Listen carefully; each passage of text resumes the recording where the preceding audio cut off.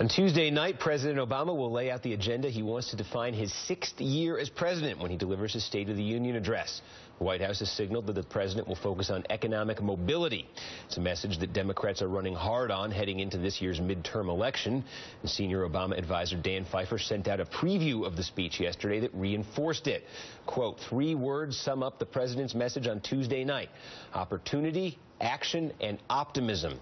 The core idea is as American as they come. If you work hard and play by the rules, you should have the opportunity to succeed. If you work hard, if you play by the rules. That's a phrase Bill Clinton coined more than 20 years ago. It's a phrase that still communicates one of the Democrats' strongest messages on economic fairness. Job creation, raising the minimum wage, extending federal unemployment insurance benefits, immigration reform. These are all proposals that Obama will likely call on Congress to pass in the coming year. But if you're skeptical that Obama can get any of this past Republican opposition, past filibusters in the Senate, past the Tea Party caucus in the House, if not much can get through a divided Congress, the president is making it clear that this year he's committed to wielding his executive power to get things done. We are not just going to be waiting for legislation in order to make sure that we're providing Americans the kind of help that they need. I've got a pen and I've got a phone. And I can use that pen to sign executive orders and take executive actions and administrative actions that move the ball forward. And I've got a phone that allows me to convene Americans from every walk of life, nonprofits, businesses, the private sector, universities, to try to bring more and more Americans together around what I think is a unifying theme, making sure that this is a country where if you work hard, you can make it. Joining us now at the table is Lynn Sweet. She's Washington bureau chief with the Chicago Sun-Times. Congressman Frank Pallone is still with us. Amanda Terkel, senior political reporter and politics managing editor with the Huffington Post. And Katrina vanden Heuvel, she's the publisher and the editor of The Nation. Amanda, I'll start with you. I'm just kind of curious what you make of that statement we just heard from the president and this idea of, hey, I have the bully pulpit. I have some executive power here. I mean, when you look at the sort of the big ticket items everybody talks about in Washington, talking about immigration, talking about the minimum wage. How do you read that statement? Is that a statement of sort of desperation because he hasn't been able to get anything through the Republican House, past the filibusters in the Senate? Or is that a statement of some resolve? Are there some real things he can do here if he faces in 2014 the same thing he faced in 2013? I think it's a little bit of both. I mean, President Obama has said in the past that he wanted to use more executive actions. He had something called the We Can't Wait initiative. But what it seems like now is he's going to step that up even more. And I think for progressives, a lot of progressives feel like it's about time. We've been wanting you to do this because you've been wanting to cooperate with Congress, which is fantastic. But, I mean, Mitch McConnell very early on said we want to defeat the president. House Republicans have made clear they won't cooperate with him. So I think that this is smart by the president. What it could do is perhaps that Congress could look at this and say, well, we don't want President Obama simply doing all these executive actions, so maybe we should try to cooperate and try to pass something. But with John Podesta from the Center for American Progress joining President Obama on his team, he's pushed for more executive actions from Obama. So I think that you will see this, and I think that it will be exciting for a lot of progressives. Yeah, that was interesting. The recent announcement, John Podesta coming in, and he's basically going to serve as sort of the head of what we can do on executive actions, right, like on change. That was an interesting change. Katrina, as you look at this speech, the idea Amanda just put out there, do you think the threat of more vigorous executive action is enough to jar Republicans at all towards a little more cooperation? Do you think there's any potential there?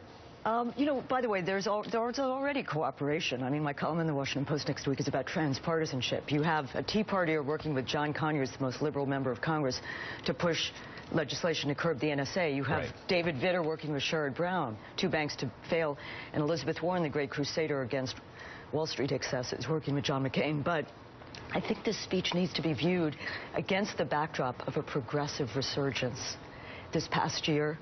And just that has built up, whether it's people in the streets, fast food workers, whether it's the progressives in the Senate saying enough, we're not just going to step back and defend programs that have made this country a more civilized one, like Social Security. We're going to expand it.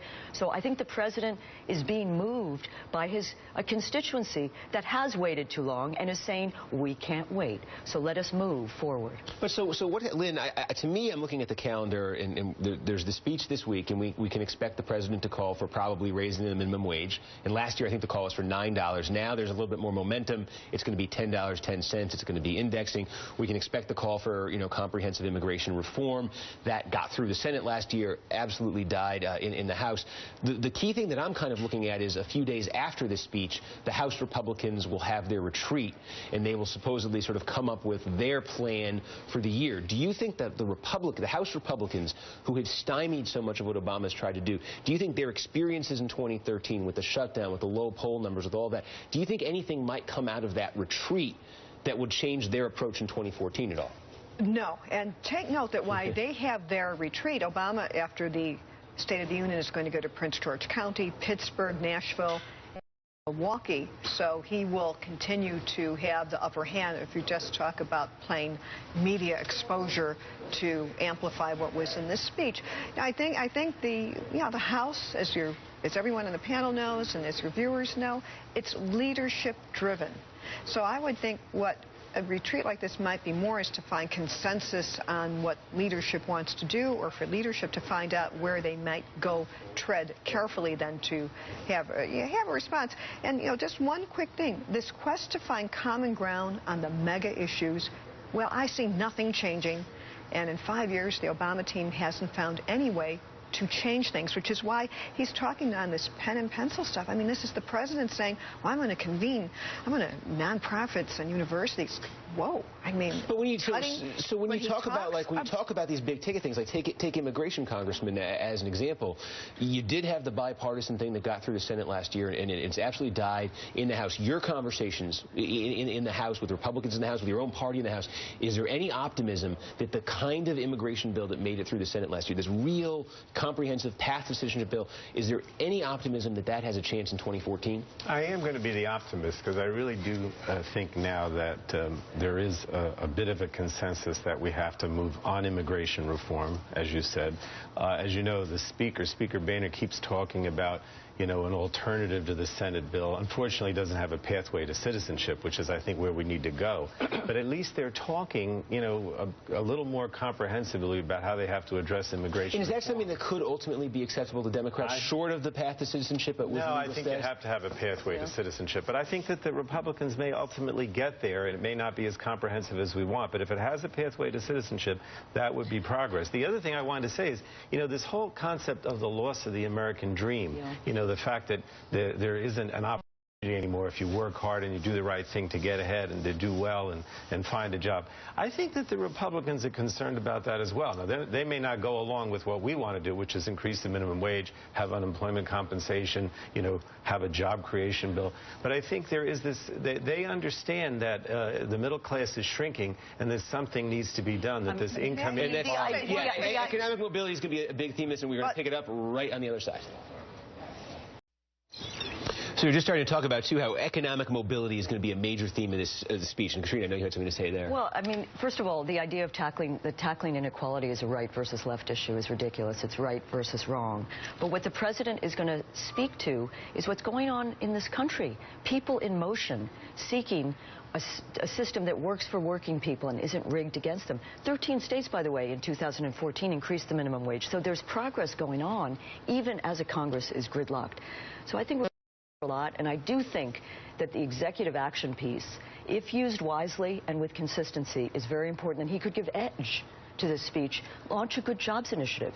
There are 2 million people working in this country for the government, for contractors.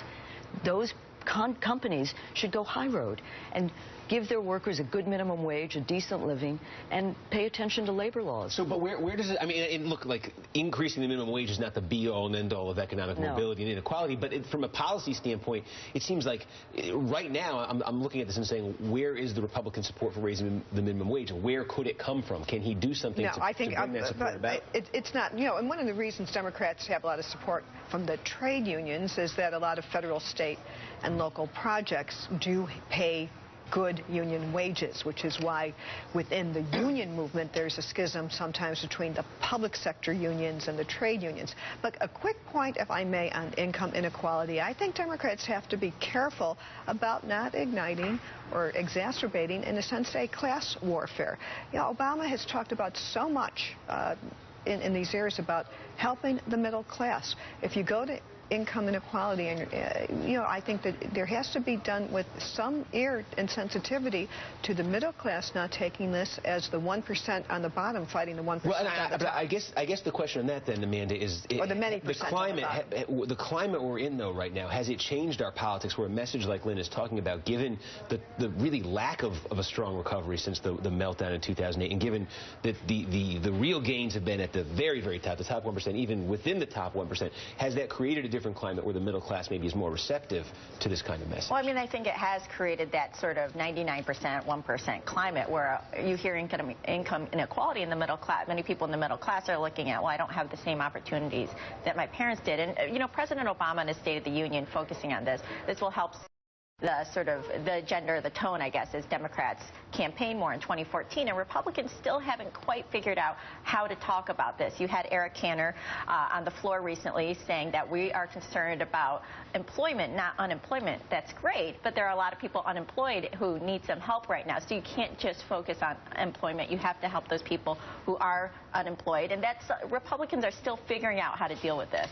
I was going to say, Elizabeth Warren was in this city in her first ever public appearance just a few days ago, and she speaks about a system that isn't working for working people. She speaks about how 95% of the economic gains since the Great Recession have gone to the top 1%. She speaks about student debt. She speaks about opportunity. She speaks about expanding retirement security. That is not class warfare. And there is a way to speak to this which is going to affect, and people will connect to it in their guts, because the bottom line is, how do you improve the condition of people's lives? Well, that's what politics at its best should be about. Very, very quickly. Very quick. If you're looking for where you could find common ground, I think the White House Republicans pick an issue like student debt. It crosses ideology. Everyone's got kids. Colleges are expensive. Deal with maybe some bite-sized chunks. Get something done. All right.